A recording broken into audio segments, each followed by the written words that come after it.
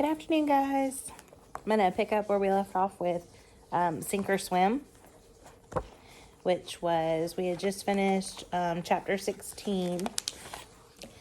In chapter 16, we had Colton actually met a boy named Patrick and realized that Patrick was actually Ernest Hemingway, a very famous writer, was Ernest Hemingway's son, and he was about to go to Cuba with his dad and help hunt U-boats. So it was really cool for Colton to just kind of be a kid, just to be a 13-year-old kid. So they played depth charges where they jumped in and did like cannonballs and had a nice fun day. But then Colton had to go back to the ship. We didn't run into any trouble crossing the Straits of Florida, the sort of dividing line between the Gulf of Mexico and the Atlantic Ocean, which took us back to the shipping lanes for the return trip up the East Coast. Lieutenant Talley must have gotten some kind of warning in Key West because he seemed worried and walked the deck constantly, confirming everybody's suspicions, double-checking weapons and ammo, haunting the sonar room. I half expected him to climb up to the lookout platform where I spent most of my watches. He stood on the bridge and stared at me a lot, though, as if he were just waiting for me to sight something and initiate the call to general quarters. The merchant ships were loaded with tons of sugar and bananas and coffee, frozen meats from all around the Caribbean and South America, all bound for New York, and then probably with other convoys over to England. There were also dozens of civilians whose passenger ship had been sunk by U-boats out in the Caribbean the week before. Only half of those on board had survived. My heart sank watching them board the ship for the voyage back north. All they had was the clothes they were wearing and a couple of blankets. Everything else they owned must have been lost when their ship went down, along with their friends and their families. Their faces looked drained of color, and nobody smiled. Hardly any of them spoke. They trudged up the gangway as if they were going away to prison. We were halfway up the Florida coast when word came from the sonar room that there were U-boats stalking the convoy. Our patrol craft was the usual blur of activity as everybody raced to battle stations.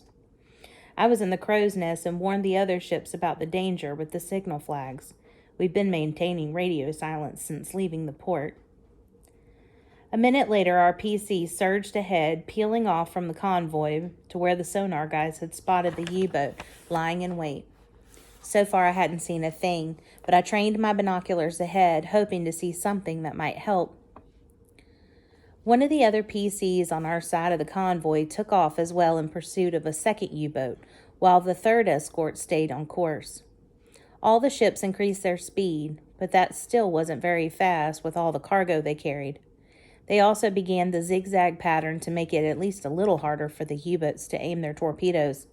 Though as slow as they traveled, it was hard to believe it would help very much. After 5 minutes giving chase, Lieutenant Talley issued another order and the battery crew launched a couple of depth charges. I held on the rail, bracing myself for the blast, and once again it felt as if the ship was lifted high out of the water, landing with such force that it was a wonder we didn't break apart right then and there. No sooner did we settle than the second depth charge went off.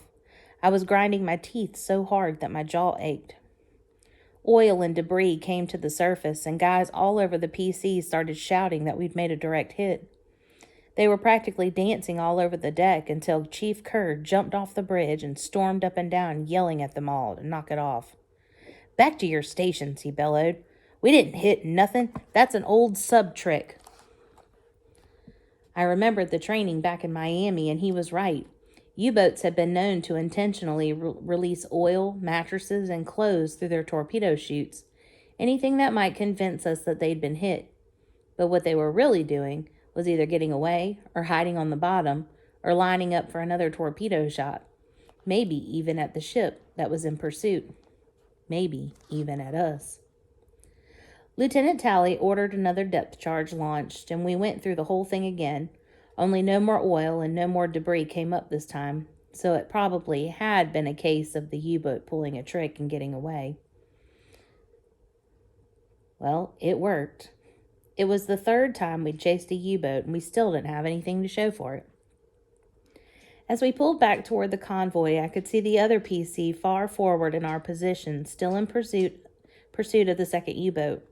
They must have spotted something because they seemed to be giving chase. I wondered where the others and the wolf pack might be, and suddenly I had my terrible answer as an explosion erupted at the fantail of one of the merchant ships, an arc of fire shooting up like a rocket. Seconds later, there was another explosion farther forward on the ship, and more flames and smoke billowed up into the clear afternoon sky. It was the same ship all the civilians were on. I couldn't believe it was happening to them again. The escort PC that had stayed back with the convoy fired its cannon at the spot where the torpedoes had first been spotted.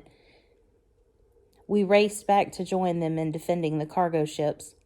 The one that had been hit listed hard to starboard, and I could see the lifeboats being lowered and people climbing in. The air smelled like diesel fuel and burning oil. Small bits of metal debris rained down on us, and I had to climb from the crow's nest to safety. We all wanted to go help the survivors. It was a rescue operation now, but we still had to be wary of the rest of the wolf pack, and soon we were off again in pursuit of yet another U-boat. I joined one of the battery crews this time, loading shells into the forward cannon. We flew over the water at full throttle, hammering the tops of the waves, but not slowing down. Behind us, the other cargo ships were taking on survivors. The second PC was returning from what must have been a failed U-boat pursuit. This time, we weren't going to miss our target. Lieutenant Talley gave the order to reverse engines to slow us down once we got to a certain point, near enough to the U-boat we were chasing, according to sonar, and when we unleashed everything. Depth charges from the K and Y guns, rocket bombs from hedgehogs, explosions blew geysers 100 feet in the air all around us. Our PC rocked wildly. Guys were flung around worse than in the storm a week earlier. Damage control crews raced below decks again, and gunnery crews kept at the ready in case the U-boat surfaced and we could get the deck guns on it. Behind us, the wounded cargo ship rolled farther onto its side.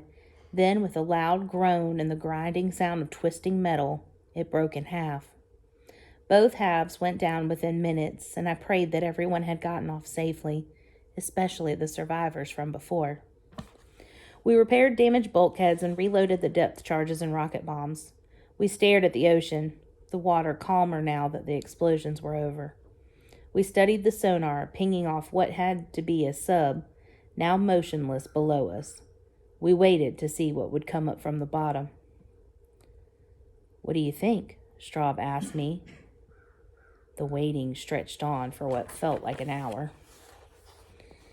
We were back at the forward gun and the .350 caliber ready with more shells. I'd just come up from the sonar room. "It's not moving, and it's definitely a sub," I said. "Just can't tell from the sonar if we hit it." Concussion from the depth charges and those rockets could have blown bolts out, could have caused leaks all over that U-boat, the gunnery chief said. They could be drowned inside of there. I shuddered at the thought of that. Then I shuddered at the thought of any submarine crew dying in any way under the ocean. "I hope they are all dead," I muttered, though I knew in my heart I didn't mean it. I didn't know why either. For months, all I wanted to do was get revenge for what they'd done to Danny. But now that there was a pretty good chance we sank a sub, I hated the thought of a whole crew of men who were alive just a half an hour ago being, well, not alive.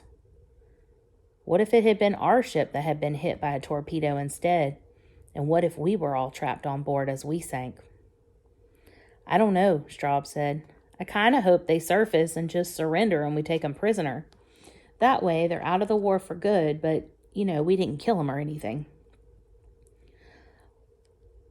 "Only good kraut is a dead kraut," said another guy on our crew.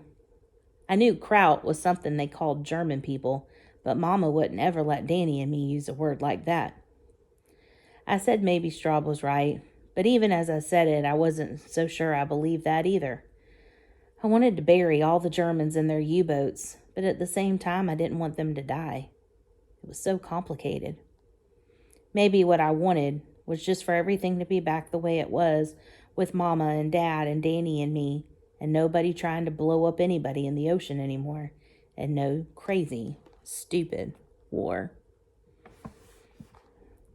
And that's our chapter for today. We'll pick up with chapter 18 tomorrow, which will be the last chapter that I read until after spring break. Talk to you then.